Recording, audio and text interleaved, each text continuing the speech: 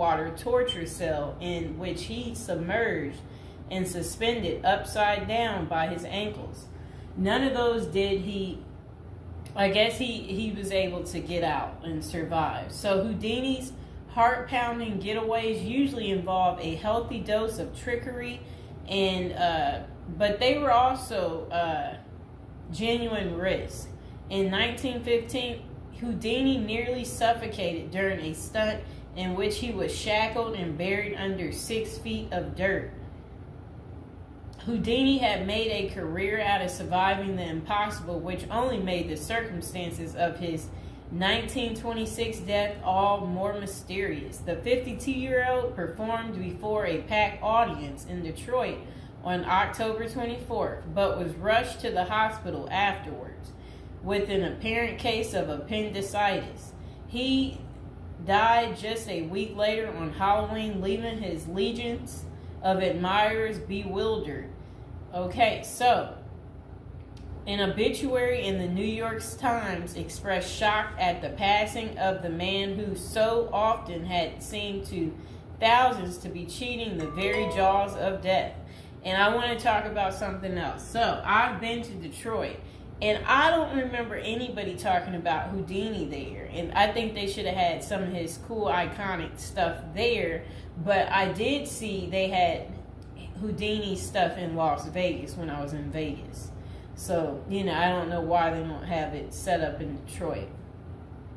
So Houdini's final performance, the strange series of events that led to Houdini's demise, had kicked off several weeks earlier on October 11th, 1926, while being shackled into his Chinese water torture cell during a performance in Albany, New York. So it says he was struck on the leg by a piece of faulty equipment. He hobbled his way through the rest of the show, but was later found to have sustained a fractured left ankle. Against doctors' orders, Houdini continued his torture and traveled to Montreal, where he gave a lecture at McGill University. Just a few days later, on October 22nd, he invited some McGill students to visit him in his dressing room at the Princess Theater. The magician's sore ankle was still bothering him, so he plopped down on a couch while the group chatted. At some point, a student named J. Gordon Whitehead arrived and asked Houdini if it was true that he could resist hard punches to his abdomen, a claim that the magician had supposedly made in public.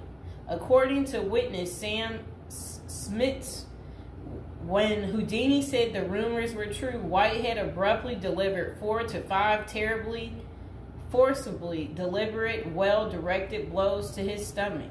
Houdini was still reclined on the couch and had no time to prepare for the punches, which appeared to leave him in considerable pain. And now would be a good time to like the video and to subscribe to my channel. Do you like this new series? This is the Death series, and there will be more series to come and more episodes from the Death series as well.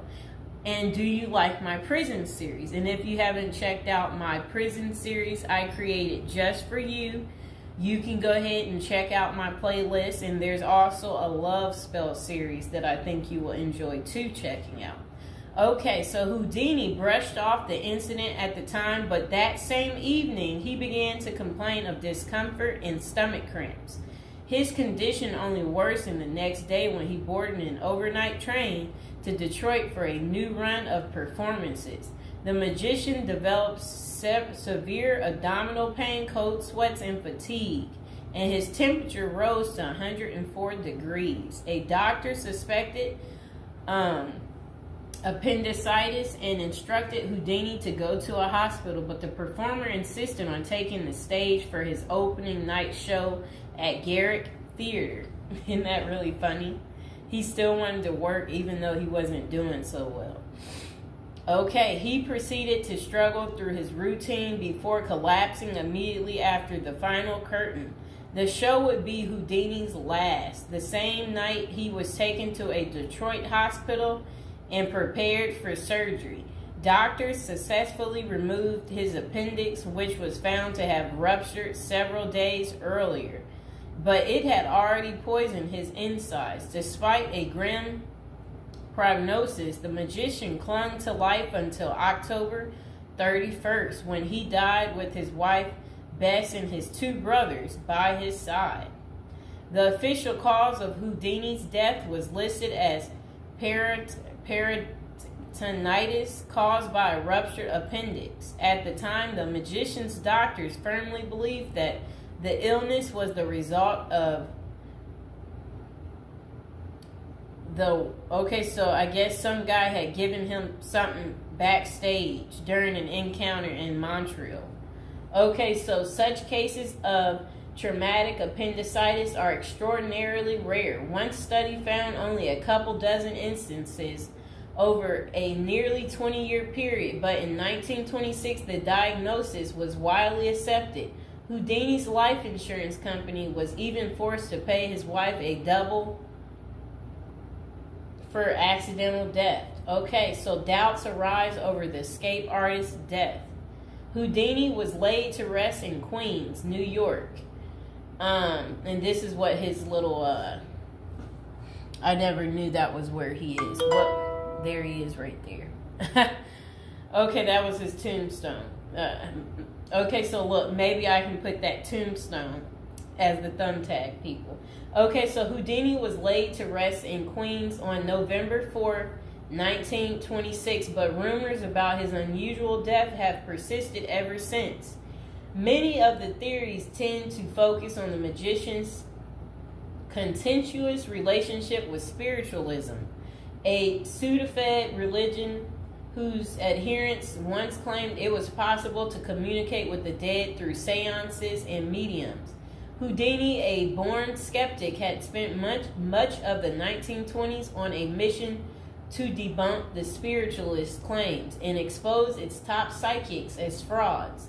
The crusades earned him several $1 million worth of lawsuits and more than a few enemies, but at the time of his demise, he showed no signs of letting up. Just a few months earlier, he had testified in front of Congress in support of a bill to outlaw fortune-telling in Washington, D.C. Could Houdini's meddling have gotten him killed? In the 2006 biography, The Secret Life of Houdini, authors William Kalash and Larry Sloman contend that the magician's death may have been a carefully planned assassination by members of the spiritualist community.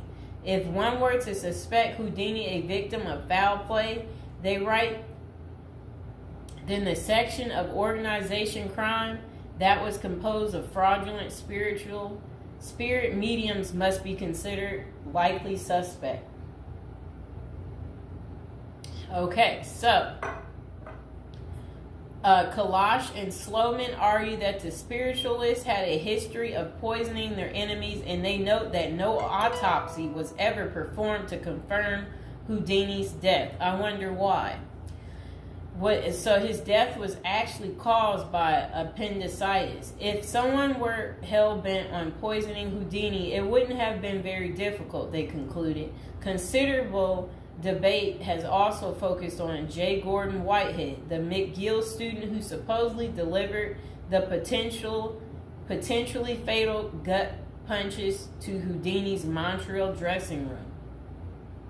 In the 2005 book, The Man Who Killed Houdini, author Don Bell floated a theory that Whitehead may have been in league with the spiritualists, some of who had previously threatened to harm Houdini or have him beaten up.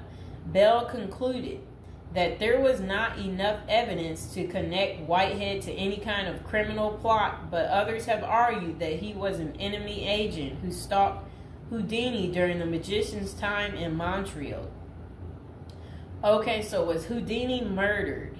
The true cause of Houdini's demise may never be known for sure, but the majority of scholars tend to dismiss the murder theories as mere speculation. For them, the more pressing question is whether Houdini's ruptured appendix had any connection to the stomach blows he received a few days earlier. Don't forget to like the video, and if you're new to the channel, go ahead and hit that subscribe button. So while the evidence shows that such conditions is indeed possible, many consider it more likely that Whitehead's punches simply caused Houdini to ignore an already existing case of appendicitis. By the time the magician finally sought out treatment, the theory goes it was already too late. Interestingly, perhaps the most sought after source for information about Houdini's death is none other than Houdini himself in what amounted to his ultimate test of the spiritualist's claims. The magician promised his wife Bess that he would try to communicate with her from beyond the grave. Bess went to hold an annual Houdini seance for 10 years before finally abandoning the search in 1936. Fans and fellow magicians have since made the seance a Halloween tradition, but thus far, the great Houdini's ghost has refused to speak. I wonder why. So I hope you guys enjoyed